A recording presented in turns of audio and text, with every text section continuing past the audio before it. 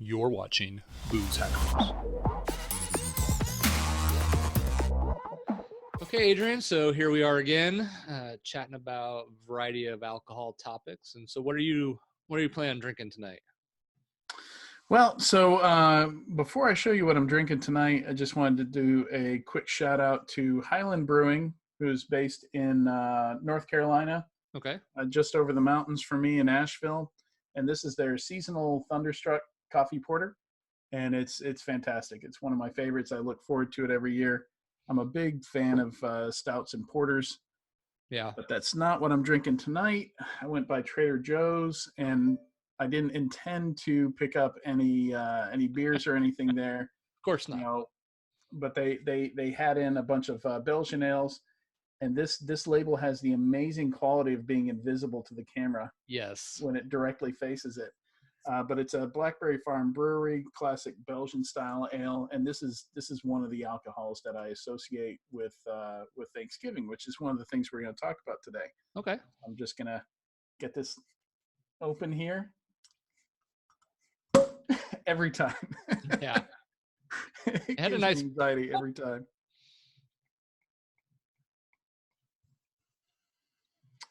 So all right, nice. There you go. Glass of foam. I'm an expert.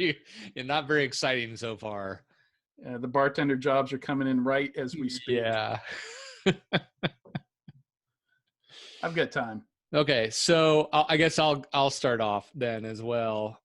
So I picked this up at Costco the other day, and it is a collection of barrel-proof Maker's Mark. So Maker's, when I was in college, was what we kind of considered the high-class whiskey. You were living life pretty large when you were drinking Maker's versus a Jack or a Jim or Absolutely. early it had time. wax on it. Yes, there was wax on it. It was yes. fancy. So you were a high class if you were drinking Maker's. So Agreed. I think I picked this up from Costco. So it's a Costco specialty product, like most Costco things are. They get a deal of some sort with the distributor and make it, but it's essentially they're all three of them are cast strength. You've got a normal Maker's Mark, you've got a 46, and then you've got this Private Select, which is from Rob Samuels, who's the grandson of the founder of Maker's Mark.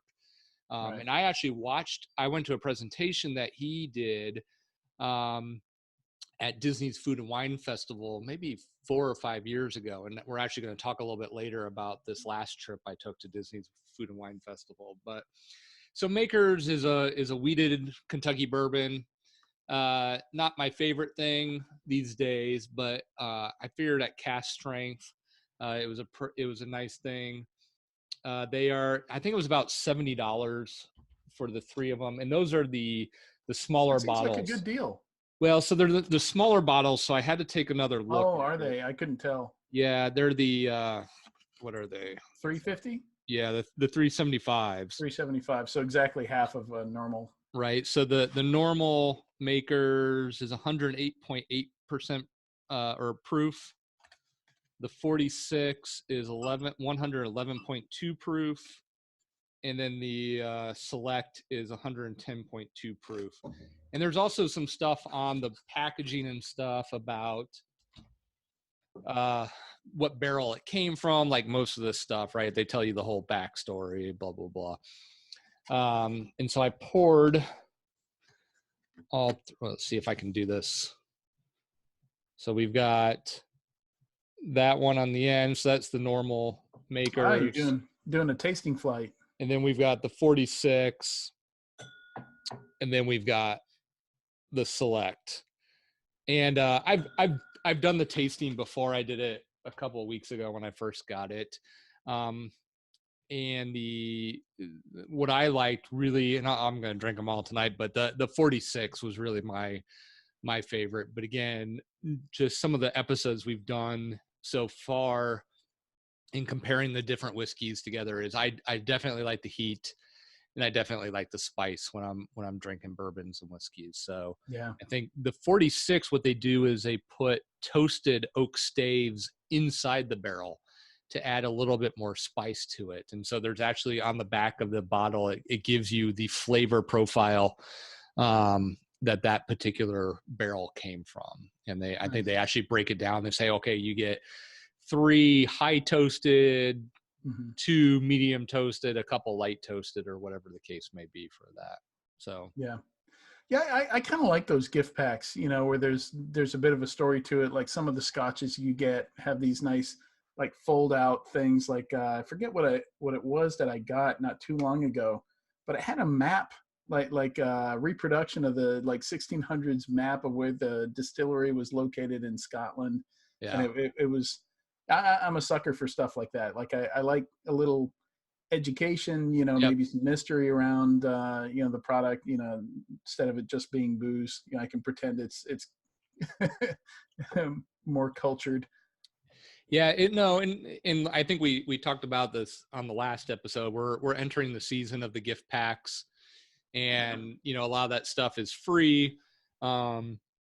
And when you add in, so like I said, I went back and looked at what the retail price of the full bottles were, and like a lot of these 3-pack type things, you're kind of getting the cheaper bottle for free when you actually add up the whole cost of everything.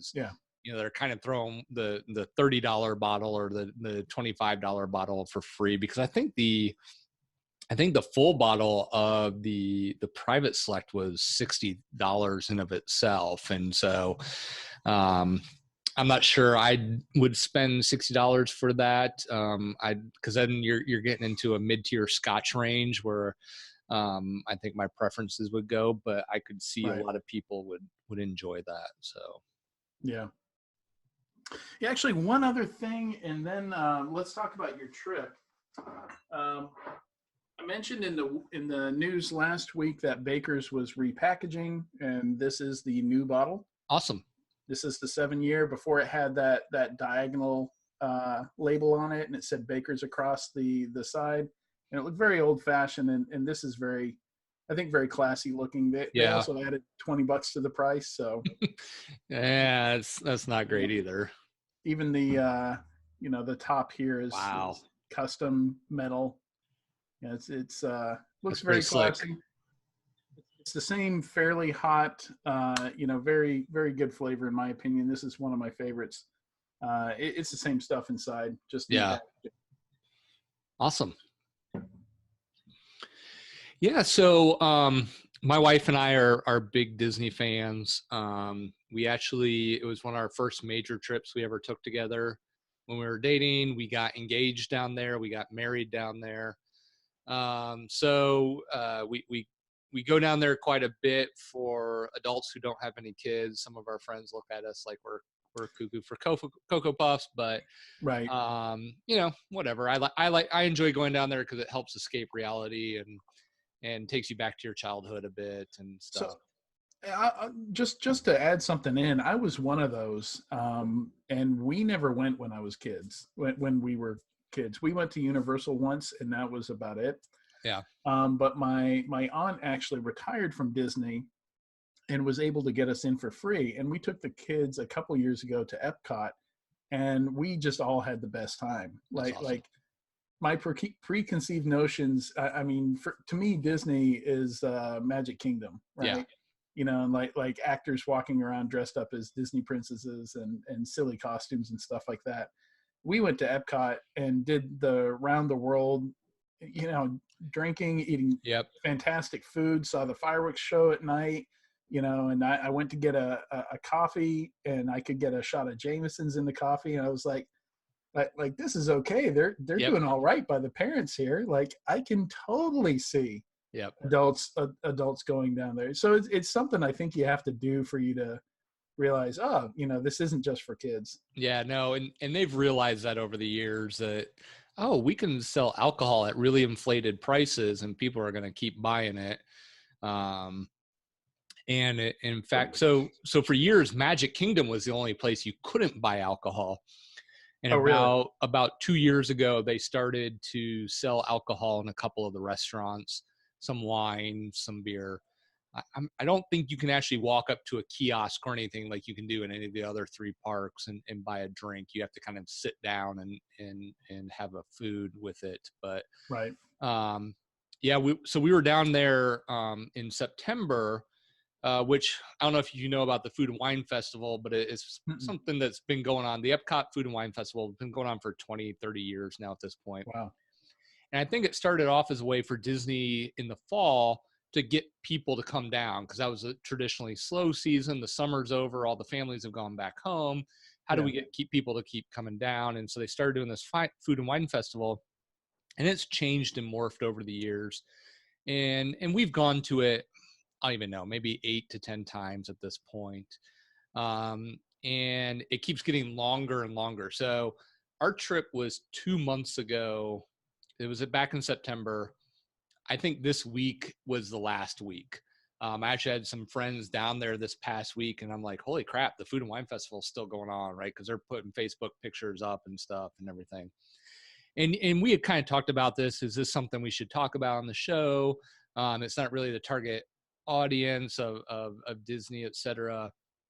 And I kind of said, well, there's so many bloggers out there that cover Disney and all this stuff. And we said, well, maybe we should, just to educate and talk about. So the things I'm going to talk about are really kind of the unique experiences we did.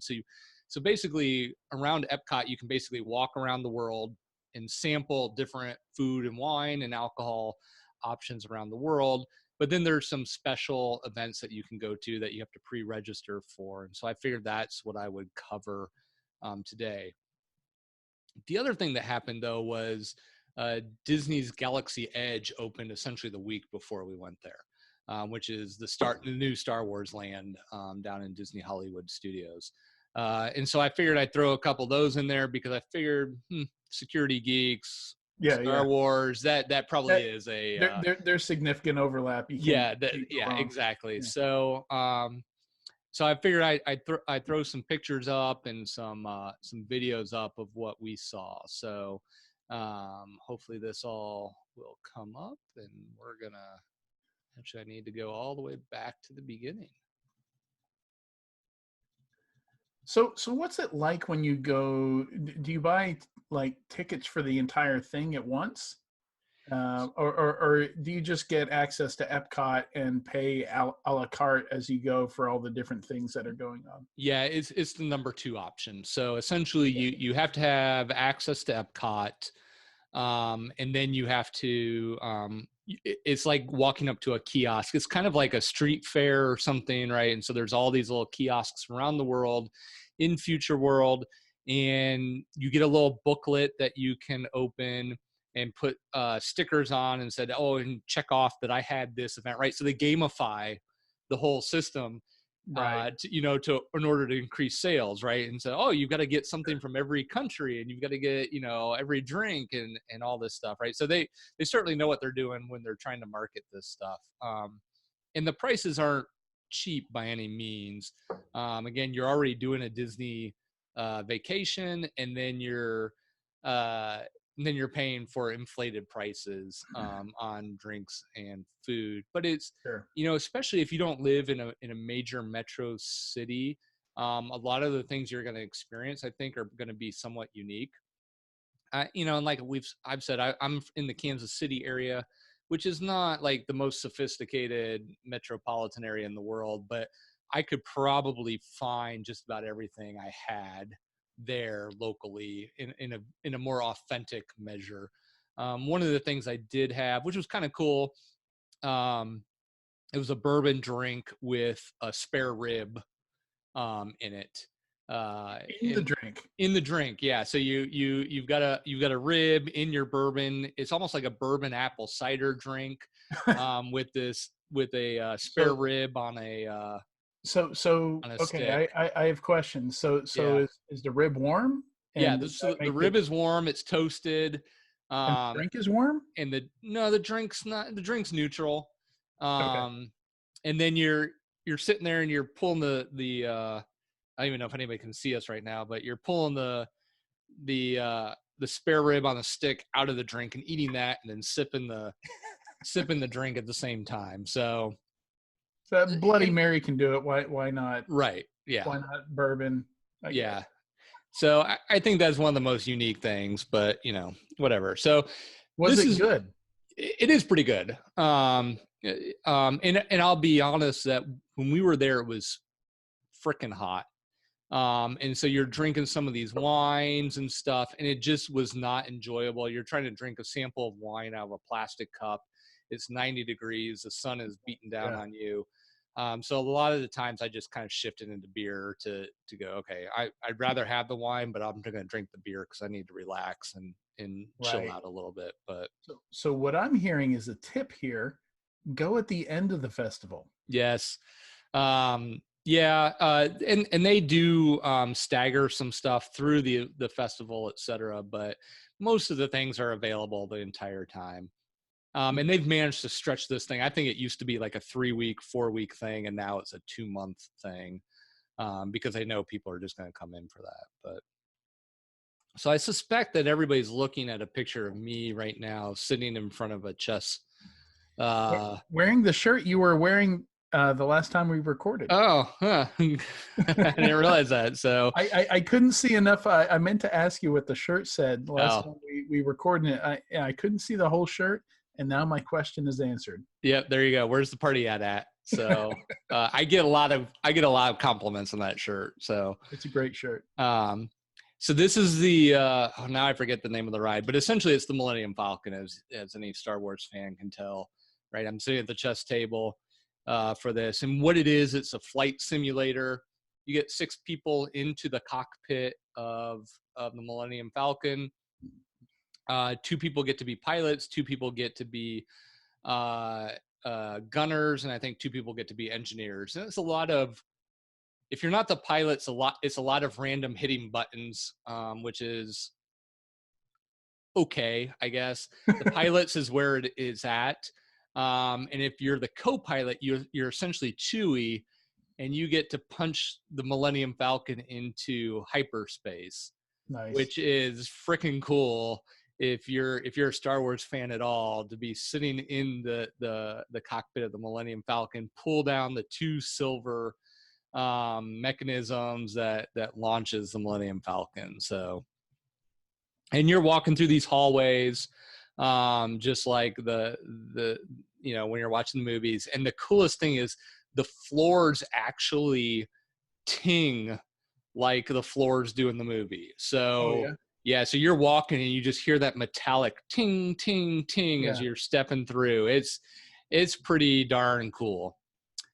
So the other really big attraction going on right now, there's actually a new ride that's going to open up here in the next couple of weeks, but it wasn't open while we were there. But this is Oga's Cafe, and it's kind of a cross between, the cafe that Luke Skywalker and Obi-Wan Kenobi walk into the first movie, and then the movie, or the other cafe they walk into in the first of the new 3 movies that came out a couple of years ago. Right. And so it's really cool. I mean, everybody is just hanging out. Grins are on everybody's face, right? I mean, everybody is a Star Wars fan at this point, right? Who's walking into this thing. There was, I think, upward to like a 30-minute or 40-minute wait to get into this. I think we got really lucky. It was maybe a 5-minute wait when we got in. And you're only allowed to hang out for about 40 minutes. They Oh got wow. you on a kind of a timer, so you're just not hanging out and not spending money, right? They want to get people in and get them out. And Bartender, a so quadruple. yeah, so you can see It's like, it. I you're mean, only it's going to get one shot at it. yep. Yep, and that's what we ended up spending, in my opinion, quite a bit of money on the 4 drinks that we had. But you can see it's really cool. I would say again, it's really close to the from A New Hope, that initial cantina that they walk into. Here's a video of the DJ that they've got going on, That's great. and so you can see the robots jamming out, etc. That's cute. And they played a variety of music while we're there, but of course it's not real music. It's all Star Wars ish type I bet those music. bartenders are making serious tips. Yeah, I think that I don't remember if it was all included or not, but so we bought. So here's the menu. We both got 2 drinks each, and then we got a Yum nub. some kind of snack, and I think our bill with tip was close to $90, right? So Wow. it's like big city bar prices. You're at Disney World. You're a captured audience. Plus, you're at this brand new Star Wars themed bar where people are like, "I'll do whatever you want me to do," right? So, Yeah, um, $18 for a Bespin Fizz, yeah, Bacardi, yep, yuzu puree, whatever that is, pomegranate juice, white cranberry juice, Cloud Swirl. And I'm guessing Cloud Swirl is like a tiny piece of dry ice or yeah. something.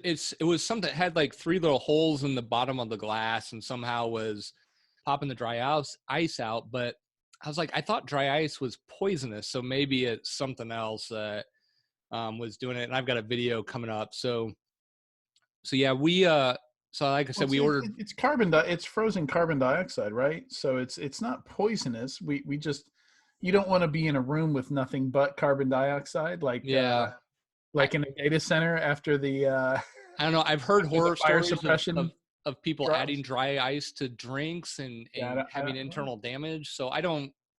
Maybe we'll there's a have to do some research. yeah, there's a portion. Maybe there's a proportion that's okay, and if you go over it, you're gonna get in a lot of trouble. But Comment some on this video if you understand how they do that. yeah, exactly. Uh, so I ordered the Jet Juice to start off with, which is that Maker's Mark bourbon with some chili liqueur and a little bit of The grape jet juice. juice. And it was a small drink. And then my wife ordered the Imperial Guard, um, was essentially the red wine. So you can see that the drink on the left there was the Jet Juice, Right. and then the red wine there, and then So something made from ancho chilies yeah. in that. That's interesting. And then here's the drink we were just talking about, and I've got a video of that kind of popping and swirling, and you can see it's vibrating enough that Wow. the glass is shaking, right? I mean, all that stuff is bubbling up, and then here's the other drink, and let me look up what that was real quick. That was I believe where'd it go? Oh, the Outer Rim, which is a Patron Silver Tequila with some a liqueur and lime juice and black salt. Black So salt. essentially it's a margarita, with a little bit of foam and stuff. It was really good. In that photo, it looks like you got tapioca with caviar or something like that. Yeah, again, they were all good drinks, Yeah. but like I said, we were out of the door at $90 between 4 drinks and a snack and tips. So Yeah, but half that's the ambiance, right? That you're paying for. exactly. The bopping robot, the DJ robot.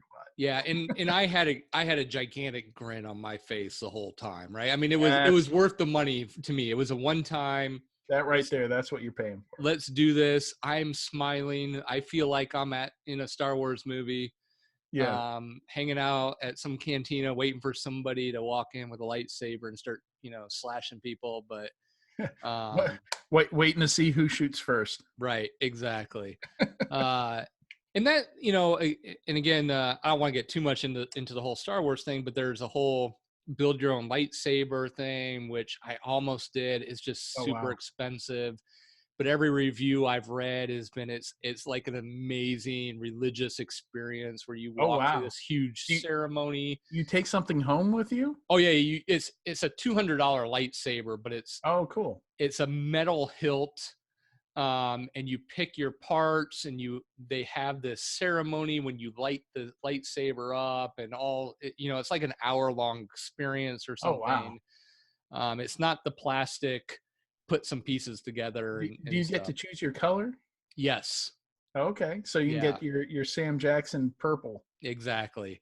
And I was tempted to do it, and I was just like, I'm not gonna, I can't justify it to myself right now. It's just something that's Ah, gonna sit around the house. But You got to do it next time, though. Yeah. I can tell that you wanted to. Yes, I did. It was just the timing and everything. So, like I mentioned, we were talking earlier was, you kind of walk around Epcot at the Food and Wine Festival and you sample all these little kiosks and stuff. Well, there's other things you can sign up for that are special events. You kind of prepay, and you're there with maybe 50 to 100 people, and you're kind of having a tasting seminar of some sort. So this was a champagne and I don't know what the right word for it was, but we got kind of like a little fruitcake type thing with it. Um, and it was all right. I think we paid $25 or $30 a person for this. And it was some Pierre Juliet champagne. You know, I'm not sure I'd do this again. With fruitcake. Well, it was very special fruitcake, I guess is the best way to put it. It wasn't. Isn't it all? Yeah, but so there's a rep from the wineries up there, and then the head chef who cooked the cake, who baked the cake is up there, and they're walking you through the whole recipe, so you kind of see the recipe in the background there. It just, to me, the value wasn't there. It was fun to get out of the heat for an hour and sit there and listen to it, but it wasn't an amazing experience. Yeah.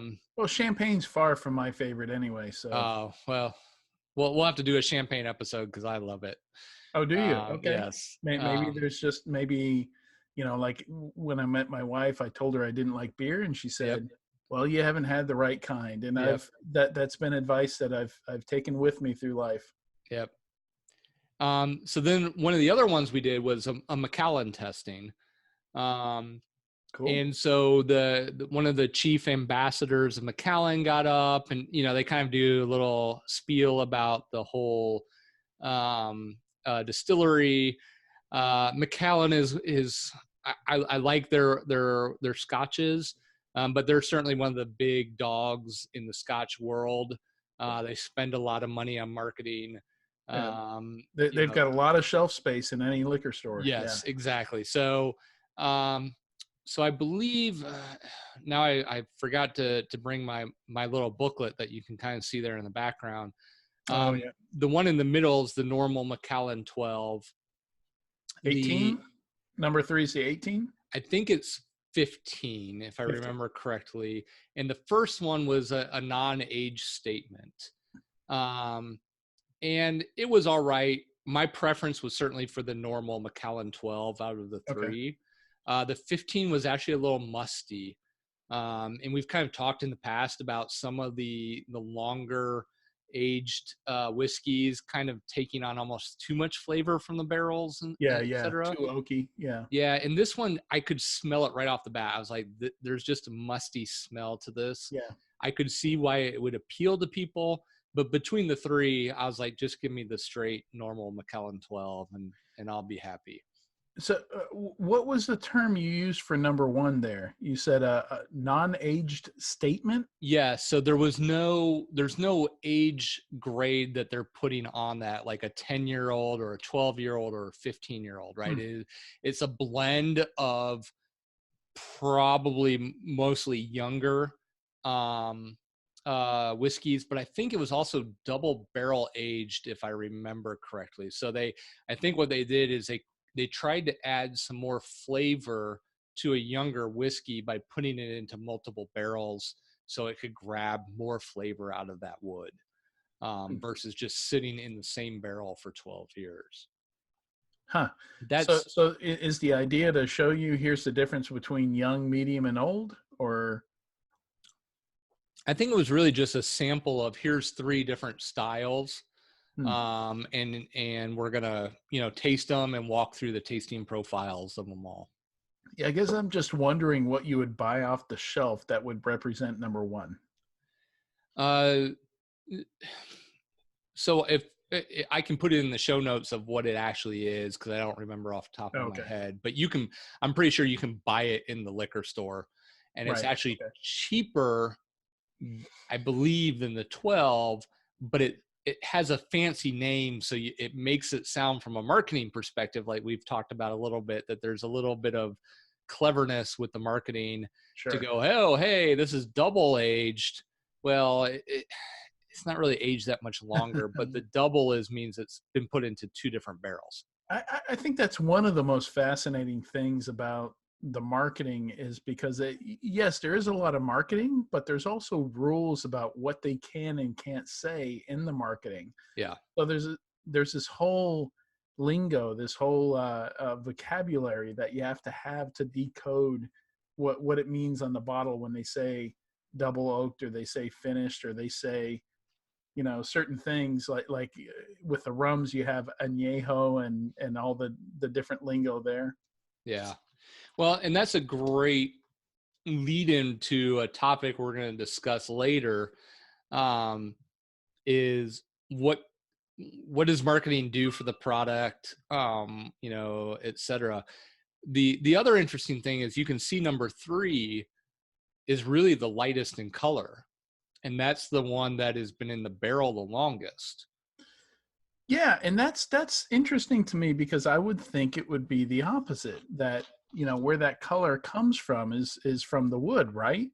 Because Well, when you but don't remember, age, Scotch, they're allowed to add caramel coloring to Scotch right? and Okay. stay within the legal defines of what a Scotch is. Right, because Irish whiskeys are typically very, very light in color. Yeah. But there's some of my favorite. I think there's some of the sweetest, some of the most flavorful, and some of the most drinkable. But yeah, I think that's interesting that the older you get, the lighter it gets. Yeah. Because that Well, seems counterintuitive. I don't know if that's a correct statement, because I think they're allowed to add coloring. And so I think in a lot of cases, they add coloring to younger scotches to make it appear older. But I think that 15-year-old, they Okay. just left it the way it was. Deception. Yeah. Deception So, and lies. yep. That's So we're going to do a Scotch episode, here hopefully pretty soon. And one of my favorites is a very peaty Scotch. And you think, oh, it must be dark because it's peaty and it's right. smoky and blah, blah, blah. And it's one of the lightest whiskeys I've looked at. Huh. And so I think a lot of times, we think about color as a quality of some sorts. And in a lot of cases, it's not really has It's hard anything to do not with it. to. Yeah. It's one of the senses that we rely on the most. So it's hard not to take what something looks like and attribute different values to it. Yeah. I mean, we do it with beer all the time, right? We look at a Miller Lite that's almost clear, or a Bud Light, and go, it's a light beer. And you look at Right. a porter or Right. a stout and go, oh, it's heavy, it's dark, it's Yeah. We'll say things like, "Oh, that's a full meal." Oh. right. In a lot of cases, they have less alcohol content than Right. the Sure. other beers, right? So yeah. So Guinness is very light. It's like yes. 200 calories a bottle or something. It's not, and the alcohol content's relatively low. The calorie content is very low. So so looks can be deceiving, right? Just like everything else. So deception. And this is just the stage they use. You can see the 3 bottles, and now you can't really make them out because I was shooting it with my iPhone, but yeah. And then the last thing we did, we love Mediterranean food, and so there's a area in Epcot that's for Morocco as a country, back in the area, Right. And so we did a wine and food pairing episode, and this was awesome. So the chef would come out and talk about the food. And then one of the distributors, one of the representatives from the distributors would come out and talk about the particular wine we're doing, right? So, it's an hour and a half of just slowly ingesting some food, drinking that particular wine that is matched with that food. So you can see I've got 3 Spanish wines there, and then a port from Portugal. It's all Iberian Peninsula. Yeah. And it's making me hungry. Coriander crusted rack of lamb and spicy tuna with eggplant. this was the best thing we did the whole trip. Um, and again, you're getting a 3-course meal plus dessert. So, and you're getting 3 wines with a port, and we had a welcome sparkling wine when we showed up, with a little aperitif and stuff. So to me, those are the experiences that are hard to replicate, as you go to something like this.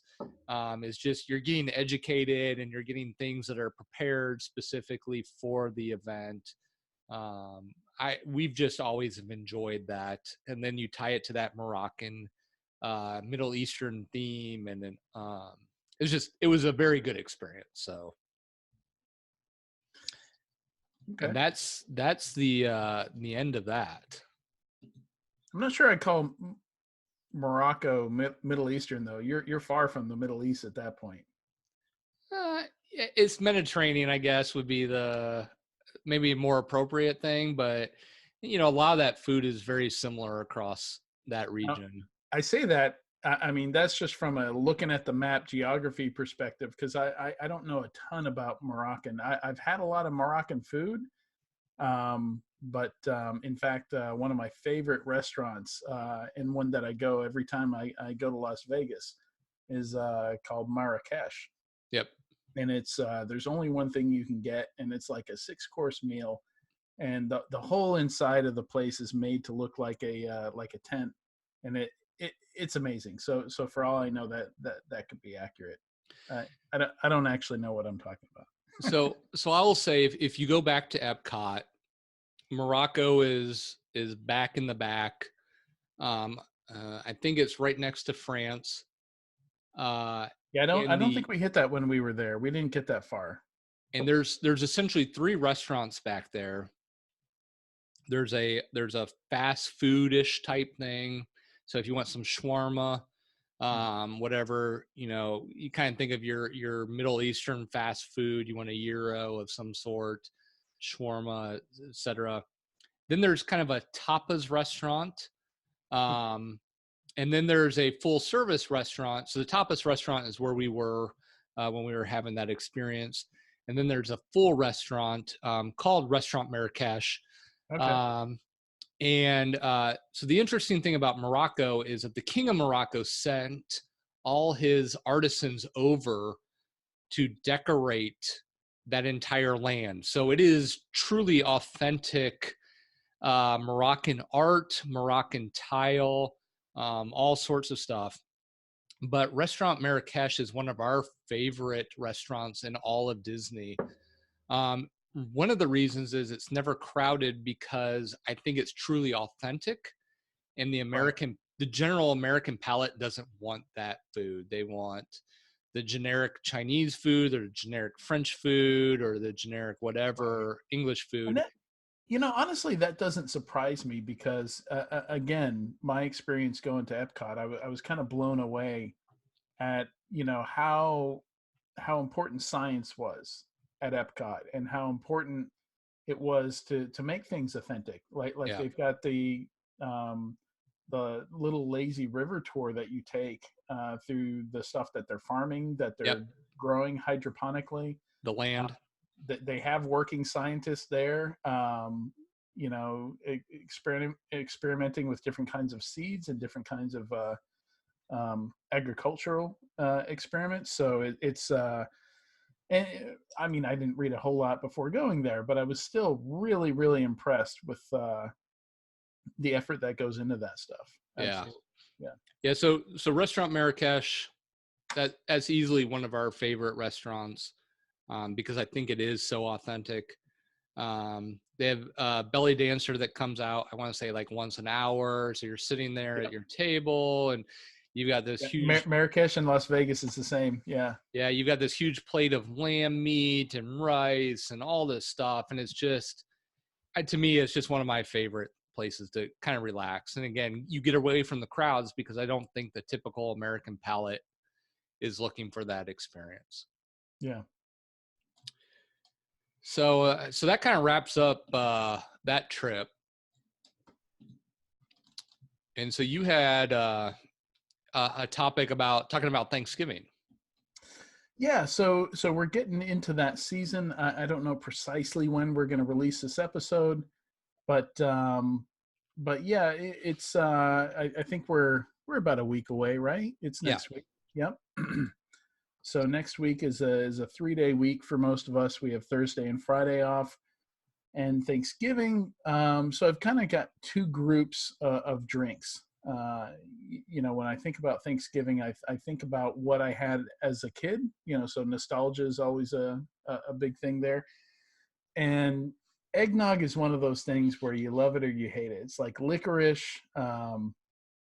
What else? Like there's a couple things in that category where Candy nobody's on corn. the fence. Huh? Candy corn. Candy corn. Okay, yeah, yeah. Where nobody's on the fence. You like it, you don't like it. Nobody's like, nah, I could take it or leave it. It's just very polarizing drink. So I love boiled custard. I love eggnog. I look forward to the season just for those drinks. Really? Oh yeah, absolutely.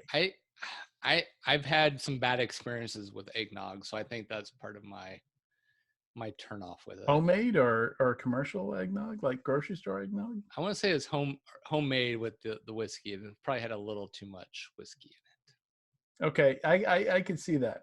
I mean, I've never made it from scratch. I just get really good store bought that I like, and it's tough to. There's so many different recipes for eggnog. Some of them are too sweet, but I get eggnog that I like, and I generally go for stuff that's heavier on the dairy than on the sugar, in it. Okay. and I'll add some bourbon to it, mix it up. It's fantastic. Um, as a kid, obviously, I didn't do that. It was boiled custard, eggnog, and sparkling grape juice. And there was Interesting. nothing else that as a kid, that I drink all year long that was anything like eggnog in terms of consistency. Like it was like a meal in a glass. So Right. it was I think you're always right. I mean, special. that's part of the appeal, right? Was it only shows up for maybe 3 or 4 weeks out of the year, and you're like, oh, we're gonna do eggnog. All right, Yeah. yeah, Before there were pumpkin spice lattes, we had eggnog. Damn it. exactly. No. I don't get that whole thing either. So So probably one of the first alcohols I ever had was when I was a teenager. My grandparents from Puerto Rico would still ship up an entire box of booze and food and different stuff. We get marzipan. I think marzipan is another one of those things that's very polarizing. People I love it or they hate it. I don't think I've even heard of that as a drink. No, no, no, no. It's not a drink. No, Oh, okay. marzipan. It's like a sweet. It comes as a block that you'll cut up into pieces that you enjoy. If you ever go to Mike's Pastries in North Boston, Yep, been um, there. so they've got little hamburgers and hot dogs and stuff like that. Like all these little things in the glass case. That's all marzipan. So it's like a compressed meat of some sort. No, no, no. It's like an almond paste. Okay. Yeah, so it's ground almond mixed with sugar and spices and flavorings and stuff like that, and then they'll add food coloring and they make it look like tiny hamburgers and tiny Oh, okay. stuff like that. So it's a confectionery thing. Gotcha. Yeah.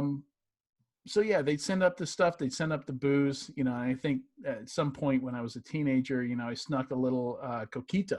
So we've got this eggnog drink in Puerto Rico called coquito. And when I think Thanksgiving, I think that because they would, we get this big box, bottles of stuff that you couldn't get up here in the States. And I still can't find coquito up here. But it's like eggnog, but it's got alcohol already in it. And I think it has some coconut in it, which gives it Hmm. a different flavor than like I'm trying to think of some of the brands of alcoholic eggnog you would find in the liquor store. Most of them are not that great. Yeah, They're most pretty most of cheap. it's just crap, like all that cheap margarita stuff and cheap Right. daiquiri stuff, and Yeah, the pre-mixed stuff that's just make it easy, $15 a bottle, something like that. And honestly, that's what coquito goes for. down there. I'm not sure I've ever had that made from scratch either. It's probably much better made from scratch, but that's what I think of when I think Thanksgiving. Also Okay. think cider and mulled wine, and then Trappist and Belgian ales. So like Corson-Donk, Chimay, beers with corks in general, like I just opened a little bit earlier. Mm-hmm. And that, my in-laws, when they would have us over for Thanksgiving, they like to do a big fancy Thanksgiving. They wanted to get, they knew that me and my brother-in-law liked beer, so they wanted to get something fancier than just normal beer. So what they would go for is the beer with a cork in it, right? Yeah. So the Trappist ales, the Chimay, the Corson-Donk, that kind of stuff. So, we've been doing that for 17 years now. So now I associate that with Thanksgiving. Awesome. Yeah.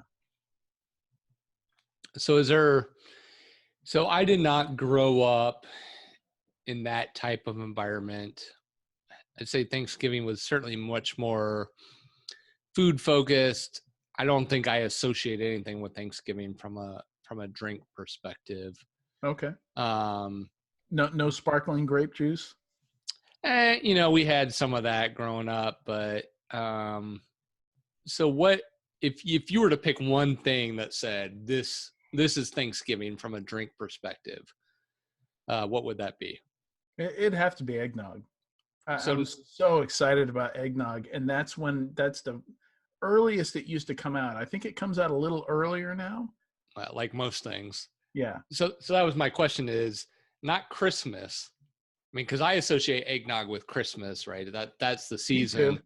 But so we'll be talking But when about you're this an in a month eggnog as well. enthusiast like me, Yeah, and you want to get it as early as you can, you end got up it. associating it with Thanksgiving because that's when it comes out. Yeah, to me, it's more of a necessary evil of Christmas. But to you, it's an excitement of the entire season of Thanksgiving to Christmas. If not that, it would have to be cider. Okay. It would have to be mulled wine or warm cider. Okay. Yeah. Interesting. Put it in a crock pot, something like that. You've got, sprigs of, cinnamon in there and yeah, and you ladle it out in the glasses. Yeah. Awesome. Yeah. Nope. I don't have anything to offer there. So. All right. We can move on to the next segment here. Yeah. So, kind of continuing this, this is something I'd like to do, on more of a, regular basis, talk Right. about some of the new stuff hitting shelves. And this is something, well, it's fun for me because I've never really done it. I walk into the liquor store, I say, oh, that looks new. But I've never really looked at these websites. And for this, we use the Whiskey Advocate website. Right. They're really good about posting a lot of good details about what's coming out, how old it is, how much it's going to be per bottle, how available it's going to be. Sometimes down to how many bottles are hitting shelves in this country. And one of those is a new Scotch called Daft Mill. It comes from Fife, Scotland. It's a lowland Scotch. Okay. And it's $250 a bottle, mostly because it's a very limited release, I think. Right. It's 12 years old. No idea what it would be like as a Scotch. They've had a release in the UK before now, but they're brand new. I mean, they only started making stuff, I think, in 2003. So for a Scotch coming out of Scotland, that's very, very young. And only about 1,200 bottles, a little over 1,200 bottles are coming our way. Yeah, that's not a whole lot. So if you're a Scotch enthusiast and you've got all the things, you've got all the Macellans, you've got all the Lafroigs and the Lagavulins and the Glenfiddichs, maybe you're looking for something you haven't had before. Daft Mill is coming in. Probably not going to find a bottle, and at $250 a bottle, probably not going to buy one. But I'm sure there are people that will. Right. So, as is the theme now, Redbreast, Irish whiskey maker, distillery, uh, is has some small batches coming in, and that's kind of been the theme now. Are these special editions of things, making special versions, and these are going to be cask strength Redbreast from different casks. And I think basically what they're doing is they're finding some of the better casks, bottling a few at cask strength, and these are all very high proof. They're between 57% and 59, which translates to what, that's 114 proof and 128. No, 118, 114 and 118 proof. So they're pretty high proof. Yeah, yeah, so it's I know a lot of people who are Redbreast fans. I don't know how much it's going for. It looks like about $100 a bottle, and it'll be one of those where you'll have to look really close at the label to see if it's batch A, batch B, C, Right. D. And they've got different descriptions for each one. One is wood driven, one has dark berry fruit notes, stuff like that. But they're all very, very close in ABV, and should be interesting. Again, this is more of like an enthusiast thing. Like, if you already have all the other bottles, you've tried all the other types, and at $100, I'd be willing to try one of these. Yes, I have a funny Redbreast story that actually goes back to Disney World. Is in Disney Springs, there's an Irish restaurant that is quote unquote authentic, um, and all the employees are Irish. They have Irish dancers and stuff. And The fact that you threw up quotes, though, tells me that you disagree with the authenticity. uh, Or you doubt it, anything at that least. claims they're fully authentic, I just have doubts about, I guess. Um, that's a tough thing, right? The whole authenticity conversation is a kind of a hard reach when you're in Disney World, and you're crossing the ocean and having all this other stuff. I would have the same if again, I live in KC. If someone opened up a barbecue restaurant in Disney World, I'd be like, Yeah. is that really authentic? I don't know. It tastes all right, but it's not Yeah. really authentic, right? But all the employees are Irish, and so we were there about a year ago, and the waitress comes up to me and she goes, what do you want? I go, I'd like some Redbreast 12. She's like, well, how would you like that? And I'm like, I would like it neat. And she just kind of looked at me and she goes, In a glass? as it should be. And she Yeah, just as it walked should away, be. right? Like, cause she was from Ireland and she's like, there's no other way. Like I probably shocked her because I ordered it neat. And she was like, yeah, that's the only She way was you like, should "Oh, drink thank this. God, I've served 7 of these today Right. mixed with Coke. I'm Exactly. so glad you ordered it like that." Yep. So yeah. A funny story is I've also been, I was to this restaurant maybe 5 or 6 years ago with my wife. And we were there with a bunch of other infosec people, and it was funny. I'm not gonna drop any names or anything, but it was just we were all there, and it was a great time. Yeah. It's a good restaurant, Raglan Road, if you can go there, but it's What's the name again? Raglan Road. But I think again, it's part of a chain.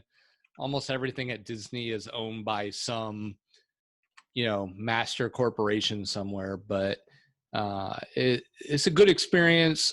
They've got the clog dancing going on, and a Yeah, lot of dancing, dancing. Irish drinks, a lot of Irish food. Good experience. Again, don't know how really authentic it is, Right. but it's probably as authentic as anything gets at Disney at this point. So The life and soul of Ireland. I'm looking at the oh, website, wow. That's a little obscene at that point. but it says, "And not a leprechaun in sight, nor green beer." So they're walking it back half a step. Okay. No, it's a great experience if you can go there, Okay. enjoy yourself. You know, I don't think you're missing out on anything if you can't, but I've got some Irish friends. I've drunk with some Irish, and it's not authentic Irish unless somebody's pressuring you to have a shot with every in between every damn beer. You know, and if you're not drunker than you're comfortable with, then it's not authentic Irish. yeah, I don't know. That's just my experience drinking with Irish folks. They take it very seriously, Yes, especially when they're drinking with someone who's not Irish. yes, but they've got a lot to back up with it. So Yeah. I think we want to close with some more clever marketing stuff. So I had received an email from one of my local liquor stores talking about a Glenlivet, and they were talking about the Enigma Glenlivet, and I was like, well, that sounds interesting. Right. And they're talking about, so here's the wording: presented in an opaque black bottle, preconceptions of aromas and flavors are eliminated, leaving each individual to discover what lies beneath. The adventure begins by going online to solve a challenging crossword puzzle, allowing participants to unlock tasting cues by correctly answering 3 sets of word puzzles. 3 tasting cues are revealed when all 3 puzzles are revealed.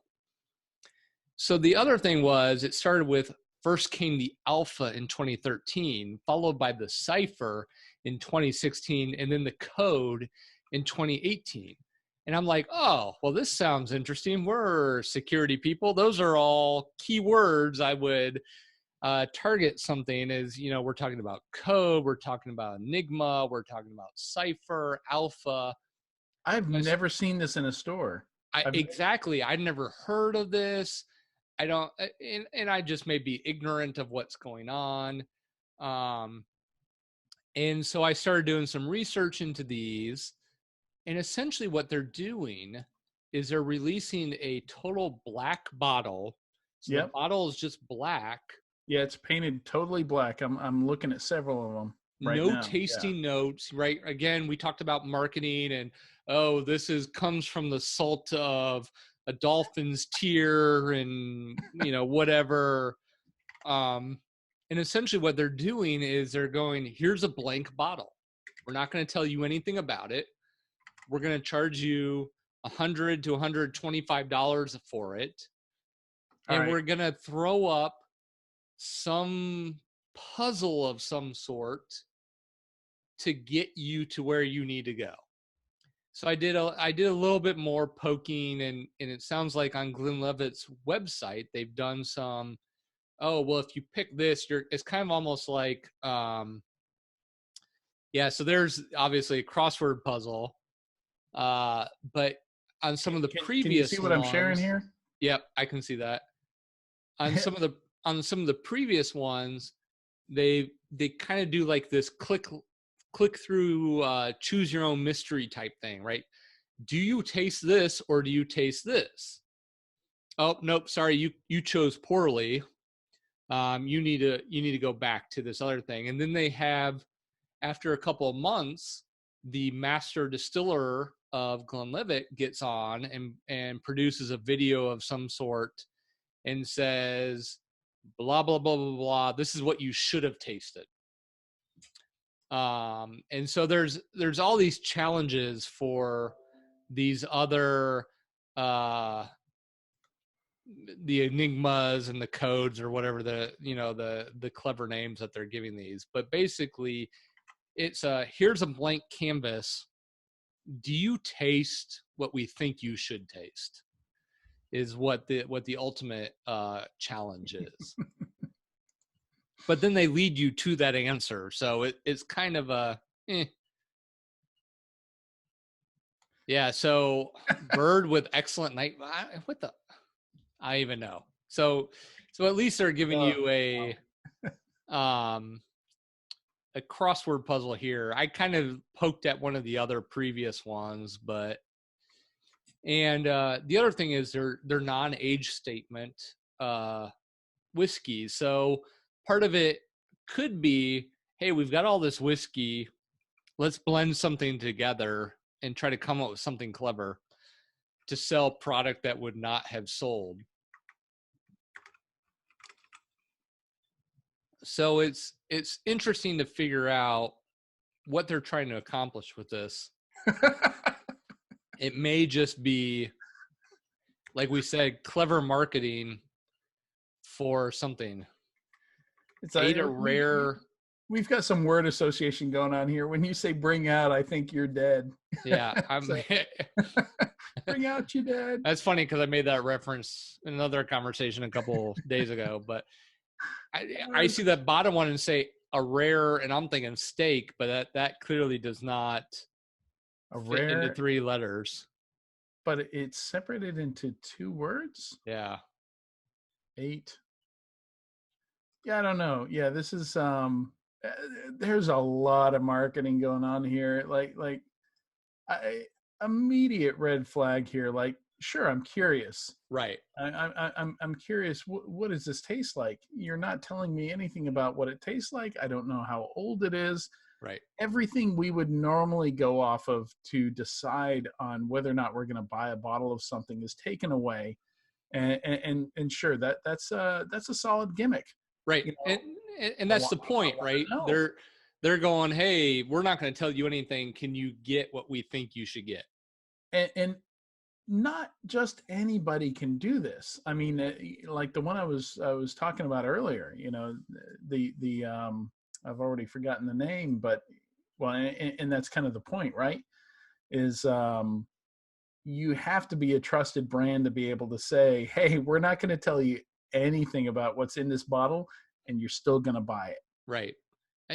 And my guess is they think people are going to view it as a challenge, right? Can I guess correctly? Can I be right compared to the master distiller? Did you buy one? No, I have not. Okay. I may go look for one tomorrow. We'll see. What's if not a dam, what's a structure holding back water? A dike? That would be what I would think. 6 letters. Yeah, I don't know. Widely recognized. That's kind of a widely recognized.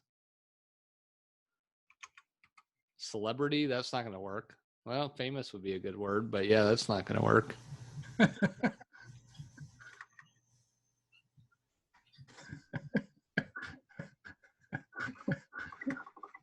Songs you sing alone. What? Yeah, that's a good guess. No, it's not. I'm just messing around. Overdone and unimaginative. Karaoke? That wouldn't be.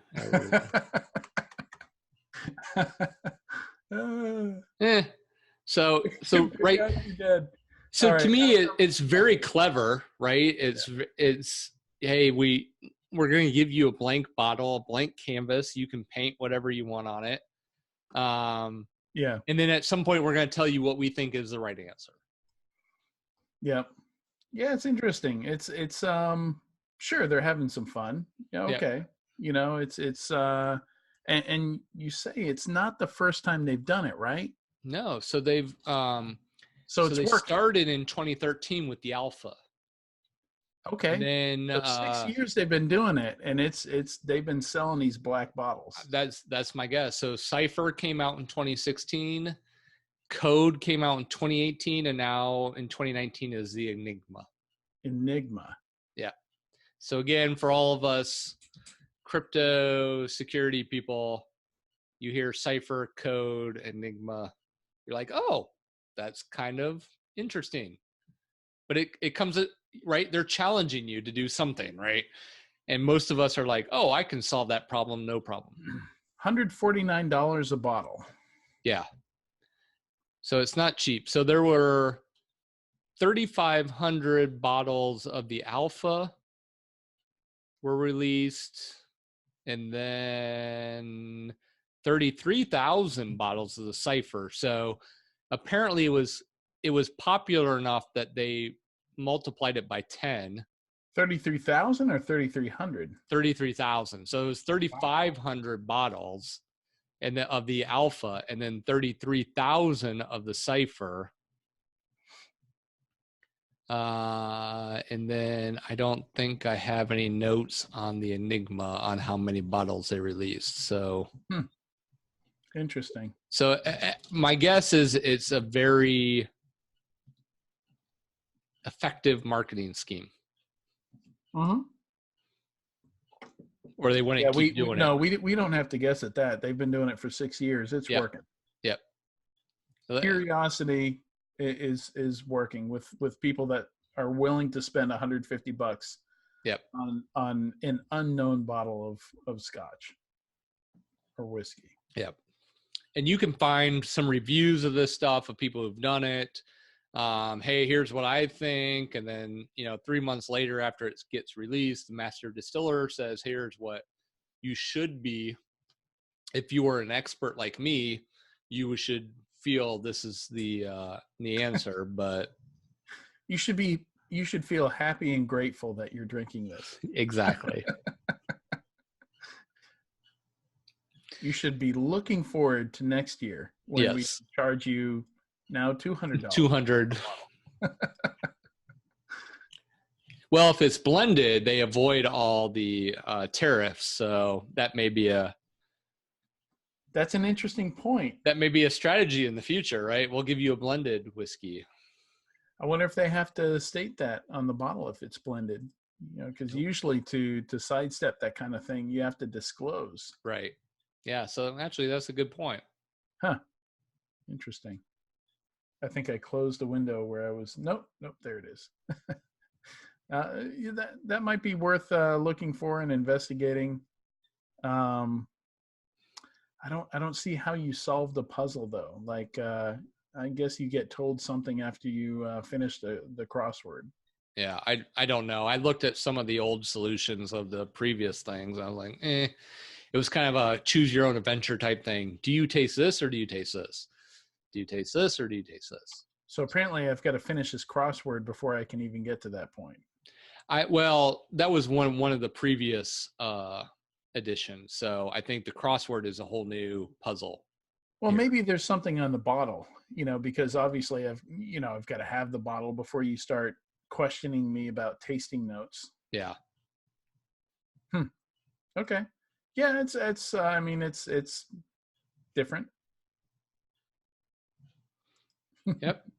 So I think that pretty much wraps it up for what we have tonight. So all right. So cheers. Hope you enjoy your Saison and have a good evening. You might notice I'm on to the porter at this point. Oh. Which I didn't get to show earlier, but that Saison, every pour was all foam. Really? That's disappointing. It was impossible to get past that foam, and a very yeast heavy smell coming off it. It was good. It was pleasant when I could get past the foam, which got all up in my mustache, which is why you see me here with my my handkerchief. No, definitely in the evening, when it's the dessert time, stuff like that. Yeah, I love a coffee porter. I actually made me and a good friend of mine made a coffee porter for my wedding that went over very well. Terrific. So you got it from Trader Joe's. Mm-hmm. Do you feel it was worth it, the price you paid for both those beers? Yeah, they were both reasonable. I think one was under $10, one was just over, which is about what you'd expect to pay for,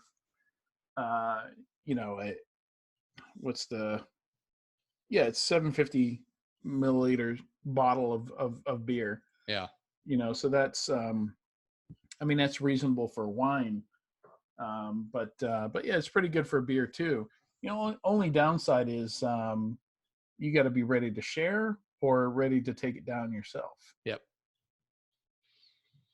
Well, that cork's not going back in. Yep. Well, cheers.